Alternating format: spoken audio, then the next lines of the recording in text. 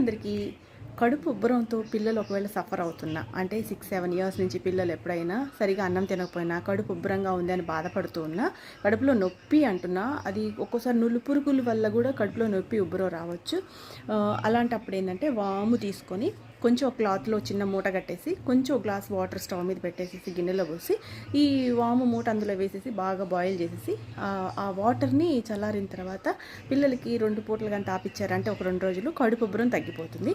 అంతేకాకుండా పెద్దవాళ్ళకి కూడా ఎప్పుడైనా గ్యాస్ ఫామ్ అయింది, పొట్ట పట్టేసింది, వీపులో గ్యాస్ ఫామ్ పట్టేసింది, అంటే గ్యాస్ ఫామ్ అయినప్పుడు మనకి పొట్టలోనే గ్యాస్ అనిపించదు, వీపులో మన బాడీస్లో అన్ని పార్ట్స్లో కూడా గ్యాస్ అనేది పట్టేస్తుంది అనమాట.